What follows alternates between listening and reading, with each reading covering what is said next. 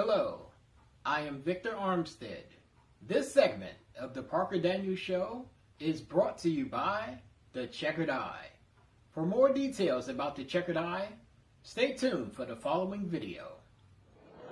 Low vision is significantly less than average eyesight, not correctable back to average with regular lenses. A bit of information can be helpful. The checkered eye gives some information. If you notice someone is wearing it, it means that person has partial blindness, also known as low vision. Go to checkeredeye.com for more information and pass it on. And please, check for the checkered eye. It just adds some understanding.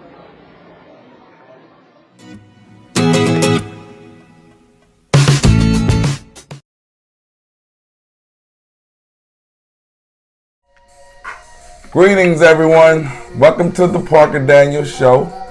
I'm a little tired. I had to take a little nap, but anyway, it's okay. That's how it goes.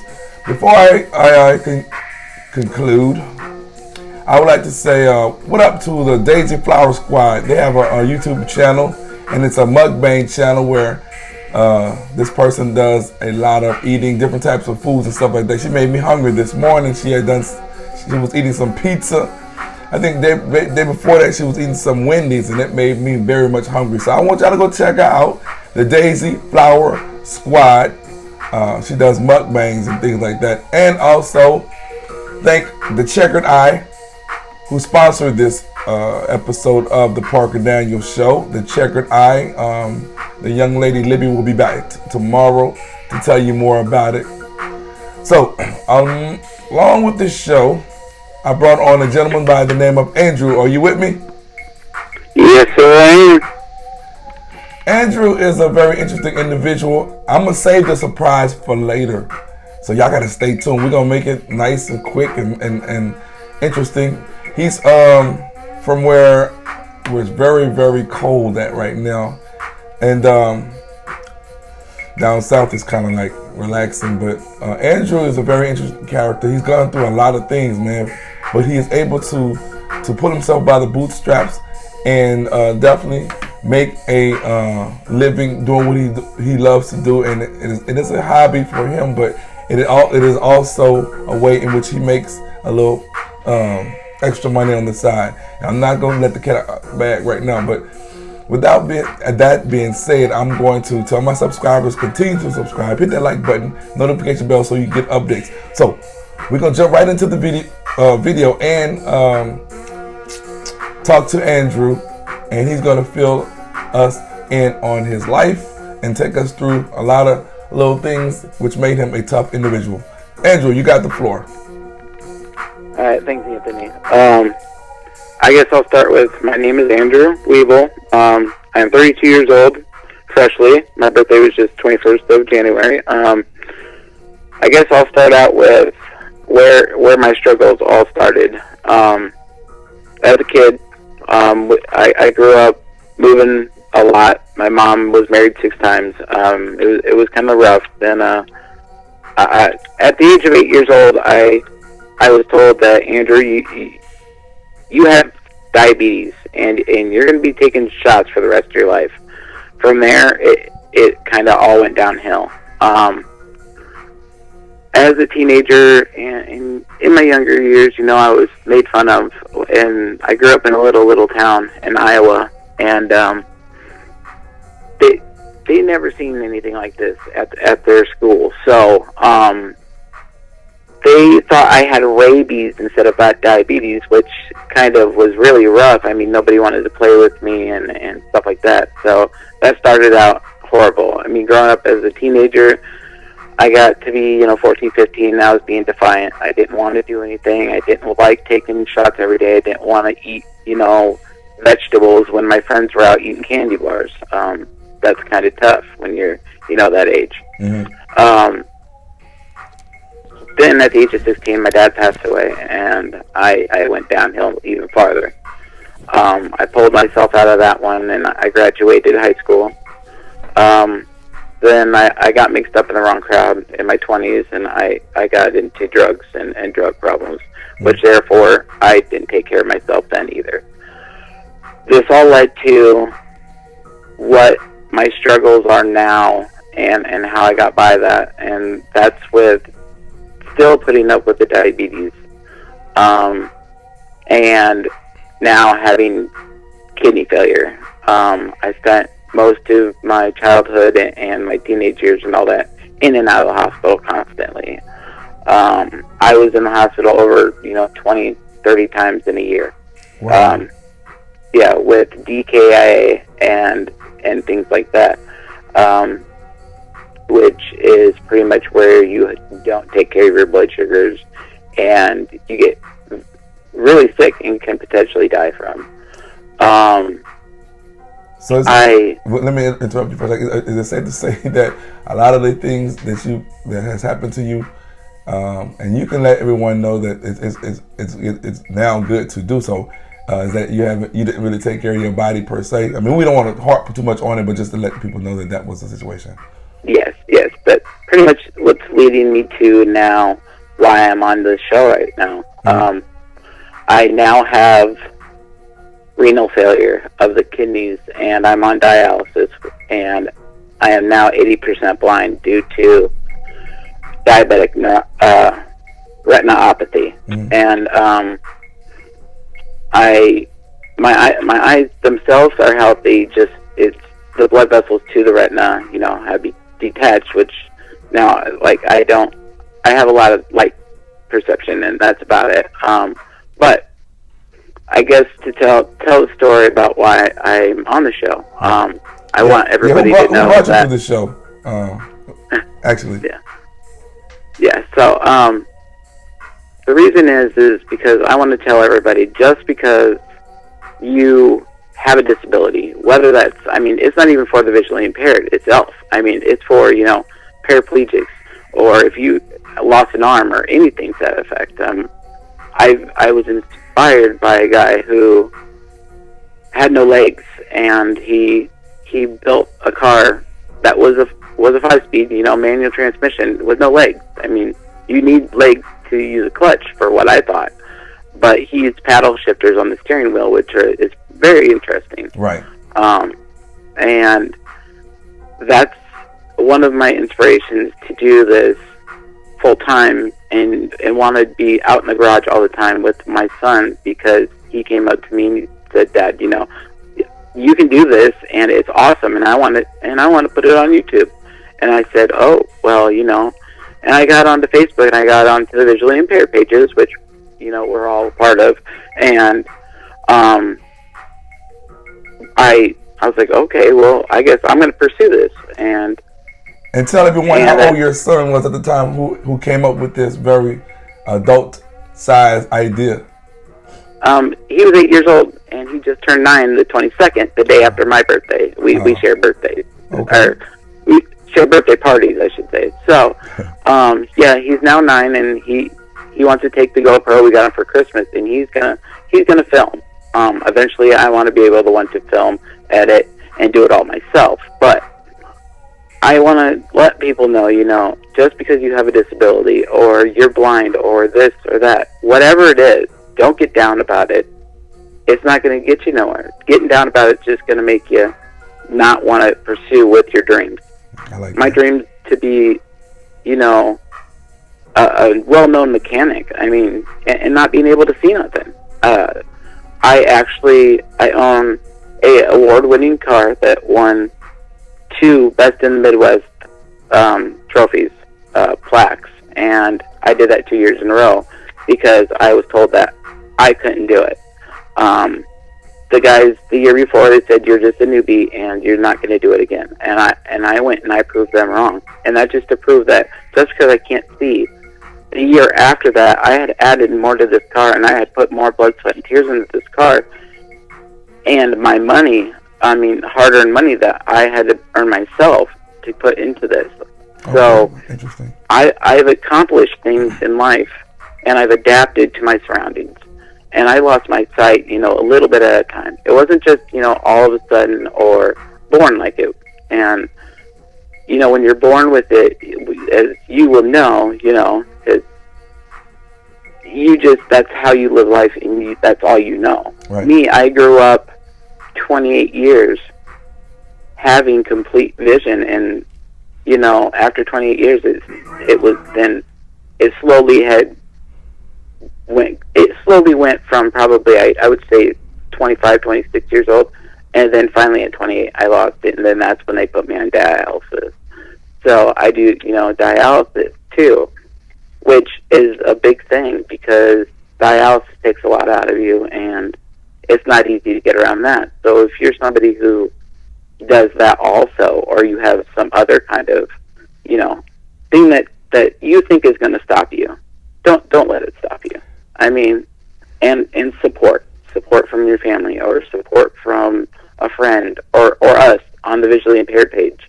Now you had given me a scenario. Briefly tell them what it's like of how it is when you've taken your dialysis and then once after that we'll go into, I want to talk about your mechanics and things like that with the cars. But briefly tell them what it's like as far as draining your body. Okay, so it's not for everyone. I'm not going to say that, but I can go to dialysis. I can be good today because I just lounge around today and watch TV. Criminal Minds is my show. But anyway,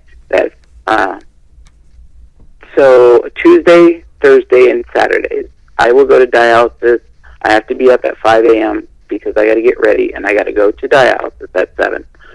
I'm there for 4 hours and 15 minutes. It used to be 4 hours and 30 minutes, and pretty much it drains your body. I feel like I'm weak. I have to be put in a wheelchair after I'm done sometimes to go to the car, because my legs and my body is so drained. I feel like I ran like a marathon, and I swam across the Mississippi and then took a bike ride home. I mean, that's how much it can drain you. I come home, I lay down, and then I don't get up again until tomorrow, the next day, anywhere from 10 to 1 o'clock, and that's a lot of sleep. I mean, and I'm good the next day, but I mean that's kind of what dialysis does to me. Now there's other people where it's not as bad, but that's what I put up with every other day, and it's a good 6 hours out of my day. It's a full-time job. Wow. So with that being said, the times that you're not drained, tell us about a little briefly about how it is when you work on your cars and take them apart, and because people really don't believe this, and I can't wait to get the video of you actually doing some things of that nature. So let them know what like the process, considering the fact that you are visually impaired. Okay, so pretty much if I know I'm going to be working on something, I will research it for a good 20 minutes, just to find out what tools I need, so I'm not getting up and down out of my toolbox. So I will research. I'll have somebody come in with me, and I will have them double check what I got, and then I'll sit down and I'll start. The thing about it is people don't realize it, but if you've never been under a car or you've never tried to do things on your own, a lot of times you can't see it anyway. So the audience I'm trying to go for on my YouTube channel when I start this is not only the blind community or the handicapped community, people that can actually see. So I know the basics of everything on a car, the brakes, transmissions, and things like that. But when I get into it, I'm going in with no clue of what I'm feeling for or whatever. So I go in, I feel around, I find the bolts, I take them out. If I'm taking a fender off, I'll feel around the fender, and I'll loosen it up, and if I feel like there's a spot on the fender that's still attached, I will reach down, I'll feel around the edges until I find what's holding it up. I'll take that out, and I'll pull it off. Okay. So it's one of those things where you start tearing it apart, and you feel around until you feel what's holding it in.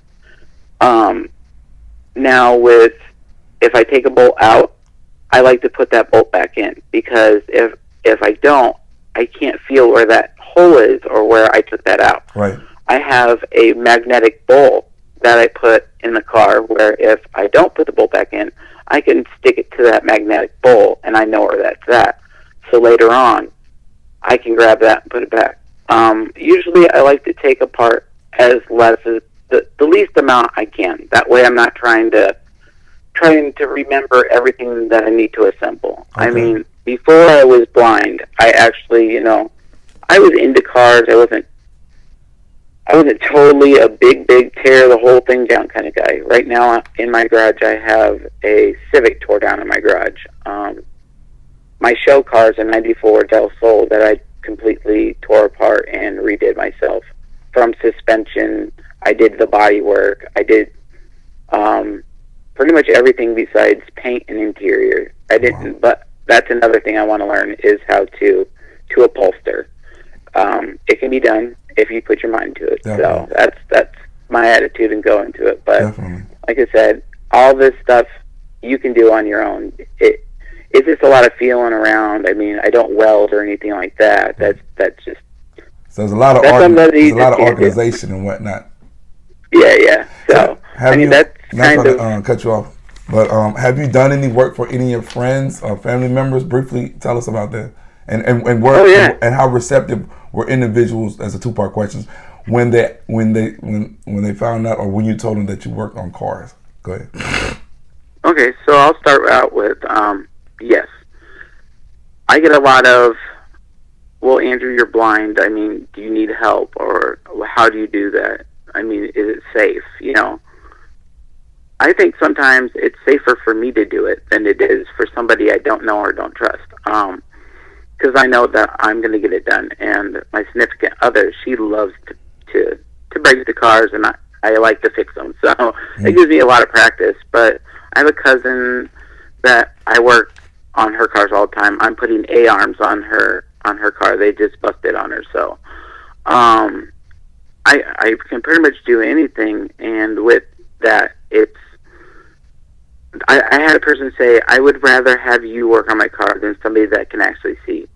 So to me, that made me feel good about myself, knowing that there's people out there that would rather have the visually impaired guy work on their car because they trust it. And they've taken it to people with full sight that can't do it. I mean, so that just proves to you how people with a visual impairment or, a handicap, they don't matter. You could do better work than somebody that has when you put your mind to work. Totally functioning. I definitely have some shows that are coming up that's going to exemplify just that. As we conclude, briefly tell the people what's your next goal you're working on now, and give them the name of your YouTube channel.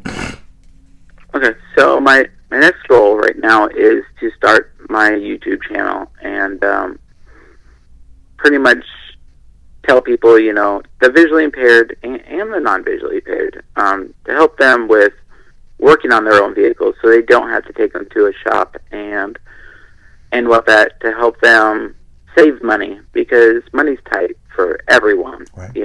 Right. And that's pretty much the YouTube thing. Try to get the kids involved. And the YouTube channel, its name is Visually Impaired Master Mechanic.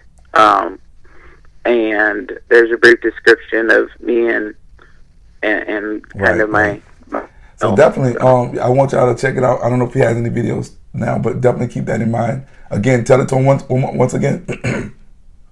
It's called Visually Impaired Master Mechanic. Okay. And I'm gonna start out with the basics, and then we'll go into videos. It probably won't start popping until it gets a little warmer around here because my garage ain't heated right now. So. I know that's right.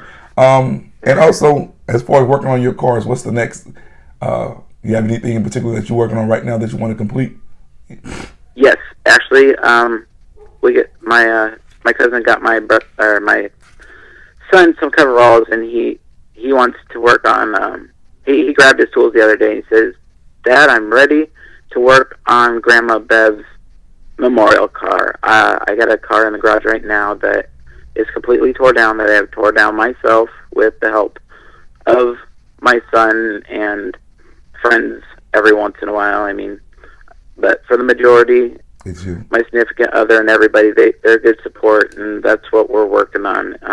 My mom had passed away in 2015, and she had bought me the car, and now it's going to be a memorial car for her. So there'll be a lot of videos on working on that and doing interior and all stuff like that. So okay. So are there any shout outs you want to give as I move closer to the end? Yeah, I'd like to shout out to my deceased parents, for one, for raising me the way I was and helping me be strong to get through the tough times. Another shout out is to my significant other and her family for being there, because mine, I don't have one per se. So, well, you have a family in the Parker Daniels show, so and then the extended family through them. So, and the next one would be the guy who got me your information, Victor Armstead from DC. Nice guy. He told me all about the show, and I got a hold of you, and here I am telling my story to help out those who need it. So, and letting them know that it's not being blind or having a disability isn't the end. Well, we are you glad to can have do you more than everybody. We're glad to have you to tell your story. I mean, I'm in awe. But it just goes to show you that a lot of people, feel that individuals who are impaired are just those individuals who are just waiting for checks in most cases. But you are an exception, as well as a lot of other people who are going to come and bring their story. So with that being said, I want to thank you all for checking out Andrew's story. And in a couple of days, we're going to have him present some videos and things like that, and pictures and all that, of him actually doing what he loves to do. Again, I want to thank the Daisy Flower Squad. I'm going to shout them out one more time. They do mukbangs. You like to see anybody eat some delicious foods, definitely check out the Daisy Flower Squad. And again, this episode has been sponsored by the Checkered Eye. And the young lady will be on tomorrow to tell you more about it. I'm excited to have her on. And with that being said, again, thanks for subscribing, hitting the like button, comment. Please do that. We need more of that. And hit the notification bell to get shows like this. Any final words? They're also, I'm on a lot of these things, and they can talk to me whenever they need to. Like, I just want to say, own your disability. Don't let it own you. That's the saying that I like that. Everybody to remember. And that's how we're gonna close it. I love it. Say it to him, give it to him one more time. But own your disability. Don't let it own you. Overcome it. Words of Andrew.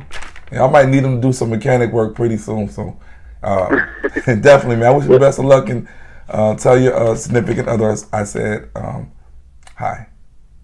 Yeah, no problem. We'll do that. And if you do need that, you fly me down there. I'd love to spend some time in Baton Rouge. Okay, we'll get some of that good old food down here, some good Southern cooking.